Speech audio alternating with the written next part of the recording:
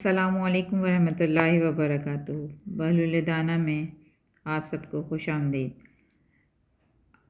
آگے کا احوال آج آپ سے پھر شیئر کرنے لگی ہوں۔ جب ہارون نے اپنے کارندے کو بہلول کے لیے کی جاسوسی کے لیے روانہ کیا تو اس سے آگے کا سلسلہ آپ کی سماعتوں کی نظر۔ خلیفہ کا ایک کارندہ فوراً ہی بہلول کی تلاش میں روانہ کر دیا گیا۔ بہلول اسے کہیں بھی نہیں ملا، نہ وہ اس ویران کھنڈر میں تھا جو اس کا بسیرا تھا، نہ ہی قبرستان میں جہاں وہ اکثر و بیشتر کسی سوچ میں مستغرق بیٹھا رہتا تھا۔ کسی نے بتایا کہ وہ مسجد کی طرف جاتے ہوئے دیکھا گیا ہے۔ کارندہ بھی مسجد کی سمت چل پڑا۔ ابھی وہ راستے میں ہی تھا کہ اس نے دیکھا کہ بہلول اپنے جوتے ہاتھ میں پکڑے، چھڑی بغل میں دبائے گرتا پڑتا مسجد سے باہر نکلا اور جس طرف اس کا منہ اٹھا سرپٹ بھاگتا چلا گیا۔ اس کے پیچھے ایک شور بلند ہوا، لینا پکڑنا دیکھو جانے نہ پائے، پکڑو پکڑو اس دیوانے کو، پکڑو اس گستاخ کی خبر لو۔ کچھ نوجوان طالب علم مسجد سے نکلے اور واویلا کرتے بہلول کا پیچھا کرنے لگے۔ بہلول اپنی ہی ابا میں الجھتا، چھڑی کو سنبھالتا، جوتوں کو بغل میں دباتا، مڑ مڑ کر دیکھتا، ان کی پہنچ سے دور نکلنے کی کوشش کر رہا تھا۔ لیکن بالآخر ان نوجوانوں کی سبک رفتاری نے اس کو جا لیا۔ وہ اس کی ٹھکائی کرنے لگے، او گستاخ، تیری یہ جرأت کہ تو نے ہمارے استاد کو مٹی کا ڈھیلا مارا، ہم تجھے زندہ نہیں چھوڑیں گے، ہم تیری جان لیں گے، گنوار دیوانے۔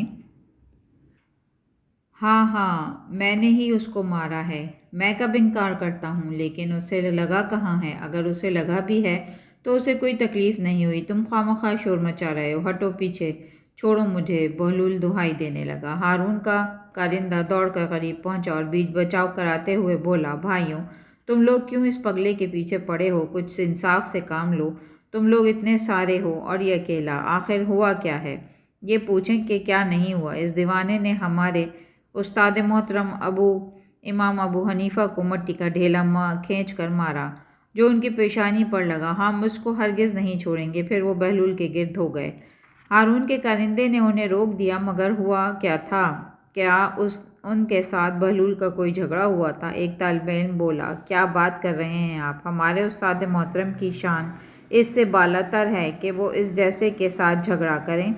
وہ تو ہمیں معمول کے مطابق درس دے رہے تھے کہ یہ کمبخت نہ جانے کہاں سے نمودار ہو گیا اور ان کی پیشانی پر ڈھیلا کھینچ مارا۔ آپ درمیان سے ہٹ جائیں، یہ پاگل ہے یا دیوانہ؟ آج تو ہم اس کو ایسا سبق سکھا کر چھوڑیں گے کہ سارا پاگل پن بھول جائے گا۔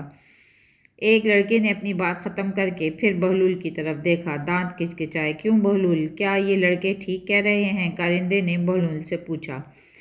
ہاں، میں نے اس کو مارا ہے، مگر اسے لگا تو نہیں، نہ ہی اسے کوئی تکلیف ہوئی ہے۔ پوچھ لو اس سے میرے پیچھے کیوں پڑے ہو؟ بہلول نے بڑی بے نیازی سے جواب دیا، دیکھی آپ نے اس کی ڈھٹائی، استاد محترم پیشانی پکڑے بیٹھے ہیں اور یہ کہتا ہے کہ انہیں ڈھیلا لگا ہی نہیں۔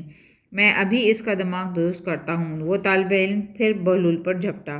ہارون کے کارندے نے اس کا بازو پکڑ لیا، بات سنو لڑکے، سب جانتے ہیں کہ یہ دیوانہ ہے، پھر خلیفہ کا رشتہ دار بھی ہے، تم اسے مار کر قانون کو ہاتھ میں نہ لو، اسے قاضی کے پاس لے جاؤ، وہی صحیح فیصلہ کریں گے۔ یہ بات لڑکوں کی سمجھ میں آ گئی۔ وہ بہلول کو پکڑ کر قاضی کے پاس لے گئے اور اسے تمام ماجرا کہہ سنایا تو بہلول بولا، ذرا اپنے استاد محترم کو بھی تو بلا لاؤ، مدعی کے بغیر تم دعویٰ کس طرح پیش کر سکتے ہو؟ بہلول درست کہتا ہے، تم اپنے استاد کو بلا لاؤ۔ کیوں، مدعی تو وہی ہیں، پھر ہم دیکھ بھی لیں گے کہ ضرب کتنی شدید ہے۔ قاضی نے حکم دیا۔ طالب علم گئے اور امام ابو حنیفہ کو بلا لائے۔ بہلول نے قاضی سے کہا، قاضی جی، کیا میں ان لڑکوں کو کے استاد محترم سے بات کر سکتا ہوں؟ ہاں، شوق سے۔ قاضی نے اجازت دی۔ بہلول نے انہیں مخاطب کیا، میرے عزیز، میں نے تجھ پر کون سا ظلم کیا ہے؟ عجب مسخرے ہو تم، تم نے سب کے سامنے میری پیشانی پر مٹی کا ڈھیلا نہیں مارا؟ ابو حنیفہ نے غصے سے کہا، تو بھائی اس سے تجھے کیا فرق پڑا؟ تو بھی مٹی سے بنا ہے اور وہ ڈھیلا بھی مٹی کا تھا۔ ابھی تو خود ہی تو اپنے شاگردوں کو سمجھا رہا تھا کہ امام جعفر صادق علیہ السلام جو یہ فرماتے ہیں کہ ابلیس کو جہنم کا عذاب دیا جائے گا، وہ درست نہیں ہے، کیونکہ شیطان ناری مخلوق ہے، وہ آگ سے بنا ہے اور اس کو آگ بھلا کیا تکلیف پہنچائے گی؟ تو بھی خاکی ہے اور مٹی سے بنا ہے، پھر بھلا مٹی کے ڈھیلے نے تجھے کیا تکلیف پہنچائی؟ فضول باتیں مت کرو۔ تم نے وہ ڈھیلا اتنی زور سے مارا ہے کہ میری پیشانی اور سر میں درد ہو رہا ہے۔ ابو حنیفہ نے ناگواری سے کہا۔ آپ بھی غلط بیانی نہ کریں اعلیٰ حضرت، اگر آپ کی پیشانی میں درد ہے تو وہ ہمیں نظر کیوں نہیں آتا؟ بہلول نے ترکی بترکی جواب دیا۔ اوہو، کس احمق سے پالا پڑا ہے عقل مند آدمی، کیا کبھی درد بھی کسی کو نظر آیا ہے؟ ابو حنیفہ نے ناپسندیدگی سے جواب دیا۔ قبلہ استاد صاحب، ابھی تو آپ اپنے شاگردوں سے فرما رہے تھے کہ امام جعفر صادق علیہ السلام جو فرماتے ہیں کہ خدا کو دیکھنا ممکن نہیں، میں اس بات کو نہیں مانتا۔ بھلا جو چیز موجود ہے اسے نظر آنا چاہیے، اس لیے خدا کو دیکھنا ممکن ہے۔ تو اگر آپ کے سر مبارک میں درد ہو رہا ہے تو اسے بھی ہمیں بھی دکھائیے، بہلول نے شگفتگی سے کہا۔ ابو حنیفہ زچ ہو گئے اور قاضی سے بولے، قاضی صاحب، یہ دیوانہ تو یوں ہی ادھر ادھر کی ہانک رہا ہے، اس نے سب کے سامنے مجھے پتھر مارا ہے، آپ گواہیاں لے کر اسے سزا دیں اور کارروائی ختم کریں۔ یا حضرت، اگر مجھ ناچیز نے آپ کو مٹی کا ڈھیلا مار بھی دیا ہے تو اس میں مجھ دیوانے کی کیا تقصیر؟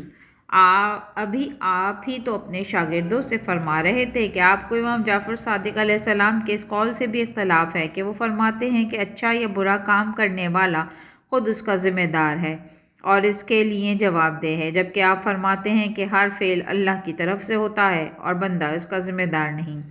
اس لحاظ سے ڈھیلا میں نے آپ کو نہیں مارا، یہ کام تو خدا نے مجھ سے کروایا ہے۔ اب بھلا میں اس کام کے لیے سزا کا مستحق کس طرح ٹھہرا جو میں نے نہیں کیا؟ خدا را قاضی صاحب، آپ ہی انصاف کیجیے۔ ابو حنیفہ لاجواب سے ہو گئے۔ قاضی، جو دونوں کی دلچسپ بحث سے محظوظ ہو رہا تھا، بولا، بہلول نے اپنا مقدمہ جیت لیا ہے۔ بہلول نے اطمینان کا گہرا سانس لیا، پاؤں میں جوتے پہنے اور اپنی چھڑی سنبھال کر عدالت سے باہر نکل آیا۔ وہ اپنی دھن میں بڑبڑا رہا تھا، آل محمد صلی اللہ علیہ وآلہ وسلم کی تکذیب کرنے والوں کو منہ کی کھانی پڑتی ہے، علوم اہل بیت کو جھٹلانے والوں کے مقدر میں جیت نہیں ملتی۔ ہارون کا کارندہ اس کے پیچھے پیچھے چلا، اس نے ایک دو بار اسے متوجہ کرنے کی کوشش کی، لیکن وہ اپنی دھن میں مست چلا گیا اور اس کی طرف دھیان نہیں دیا۔ ہارون کا کارندہ کچھ فاصلہ رکھ کر اس کا تعاقب کرتا رہا۔ بہلول کبھی اپنے آپ سے باتیں کرنے لگتا، کہیں کھڑا ہو کر اپنی چھڑی سے زمین کو ریتتا، کہیں راہ چلتے بچوں کے سر پر ہاتھ پھیر کر کوئی مزاحیہ فقرہ کس دیتا، کہیں دیوار سے ٹیک لگا کر اپنے خیالوں میں مستغرق ہو جاتا۔ اس کے ساتھ ہی آپ سے اجازت چاہتی ہوں، گزشتہ روز آپ سے پھر ملاقات ہوگی اور اس واقعے کے کڑی کا سلسلہ یہاں سے دوبارہ شروع کروں گی۔ اجازت چاہتی ہوں، جزاک اللہ خیرن کثیرہ۔